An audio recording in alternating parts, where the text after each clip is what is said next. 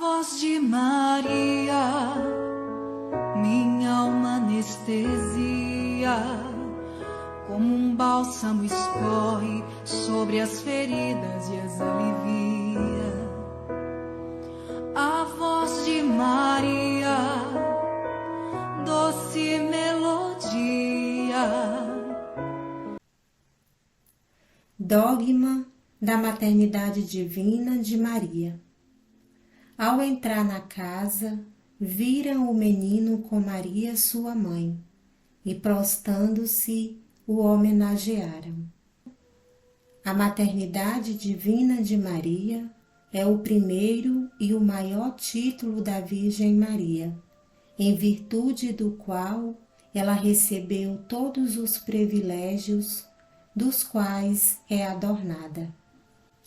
Ao olhar para os privilégios de Maria, devemos nos aproximar com maior confiança daquela que, tendo aceito tornar-se Mãe de Deus, ao mesmo tempo aceitou tornar-se Mãe da humanidade inteira. Portanto, devemos obedecer à Mãe de Deus e nossa, ouvindo o que ela falou nas bodas de Caná. Fazei tudo o que ele vos disser. A questão da maternidade divina de Maria surgiu exatamente com uma dúvida a respeito da dúplice natureza de Jesus, que, como sabemos, possui uma só pessoa, a do Verbo Divino, a segunda pessoa da Santíssima Trindade, e duas naturezas, a divina e a humana. A primeira, desde a eternidade, a segunda, assumida no momento da encarnação, depois do sim pronunciado pela Virgem Maria ao anjo Gabriel. O patriarca de Constantinopla, Nestório, não entendendo como seria possível que em Jesus coexistissem duas naturezas, afirmava que não se podia atribuir a Maria o título grego de Theotokos, como já se fazia há muito tempo, porque não era possível que uma mulher fosse mãe de Deus, uma vez que Deus não poderia ter um início ou nascimento no tempo. Nestório afirmava que Maria não podia ser definida Theotokos, que significa aquela que gera Deus, mas somente Christotokos, ou seja, Mãe de Cristo.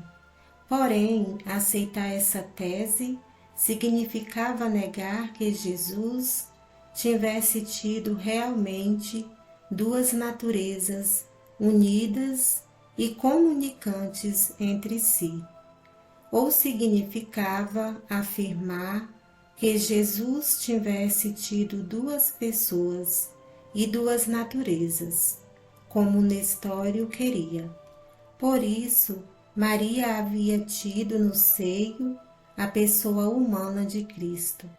Foi convocado, portanto, um concílio ecumênico, o terceiro da história da Igreja em Éfeso, no ano 431 depois de Cristo, pelo imperador Teodósio, com a aprovação do Papa Celestino I. São Cirilo de Alexandria, sendo grande defensor da doutrina ortodoxa contra Nestório, demonstrou que em Jesus existiam duas naturezas, a divina e a humana, unidas hipostaticamente, isto é, no sentido pessoal, numa única pessoa. A pessoa de Jesus não poderia ser humana, porque não teria podido conter em si a divindade. Portanto, era divina. A pessoa de Jesus não é outra senão a pessoa do Verbo, a segunda pessoa da Santíssima Trindade. Ele é verdadeiro Deus, coexistente como o Pai e o Espírito Santo, desde a eternidade, como escreve João no seu belíssimo prólogo.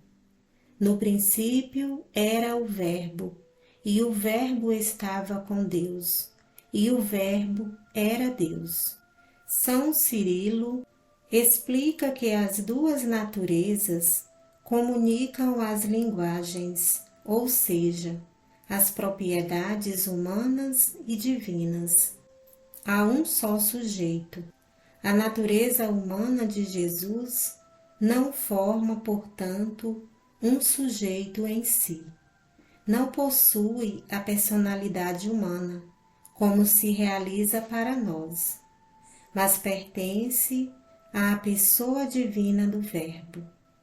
Quando Jesus encarnou-se no seio da Virgem Maria, assumiu a natureza humana, que uniu de maneira hipostática a divina na única pessoa do Verbo, como foram mais bem definidas no Concílio de Calcedônia, em 451 depois de Cristo. As duas naturezas são comunicantes entre elas, sem confusão nem mudança, sem divisão, sem separação. É interessante notar que também a definição de Calcedônia acena a maternidade divina de Maria, tratando da encarnação do Verbo, quando confirma: gerado do Pai, antes dos séculos, segundo a divindade, e nestes últimos dias, em prol de nós e de nossa salvação, gerado de Maria a Virgem, a Deipara, segundo a humanidade. Teologicamente, resulta que Maria conteve no seu seio Jesus completo, Deus e homem, porque a pessoa divina de Jesus não é absolutamente separada da sua natureza humana, ou vice-versa. Por isso, justamente, pode dizer-se verdadeira Mãe de Deus, como afirma o Concílio de Éfeso. Portanto, deve-se afirmar que a bem-aventurada Virgem é chamada Mãe de Deus, não porque seja mãe da divindade, mas por ser mãe, segundo a humanidade, de uma pessoa que possui a humanidade e a divindade. Jesus recebe a sua vida divina do Pai, do qual recebe também o nascimento temporal, enquanto recebe de Maria a natureza humana, ou seja, o elemento corporal ao qual está unida a alma infusa diretamente por Deus. Ao pronunciar o seu fiat, Maria dá início à vida terrena de Jesus e, ao mesmo tempo, a sua vocação de Mãe de Deus.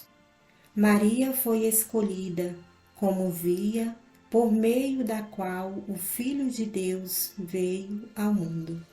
A Lumen Gentium de fato afirma: quis, porém, o Pai das Misericórdias que a encarnação fosse precedida pela aceitação daquela que era predestinada a ser mãe de seu Filho, para que assim como a mulher contribuiu para a morte, a mulher também contribuísse para a vida, e por isso, de modo excelentíssimo, vale para a Mãe de Jesus, a qual deu ao mundo a própria vida, que tudo renova e foi por Deus enriquecida com dons dignos para tamanha função.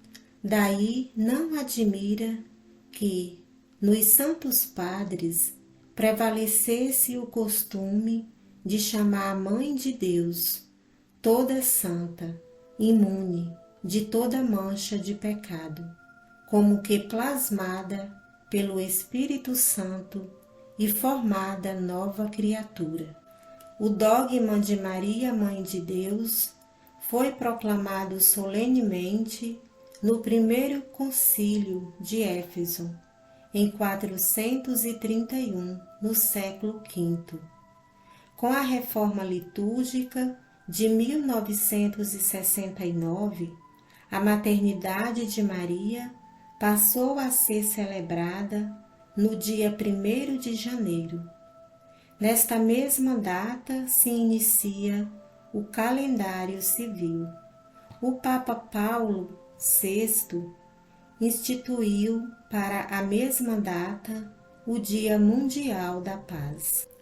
Santa Maria, Mãe de Deus, rogai por nós. Não esqueçam de deixar seu like e de se inscrever no canal. Faça também o seu comentário e compartilhe com mais pessoas para que assim possamos crescer em uma só família. Fique com Deus e salve Maria.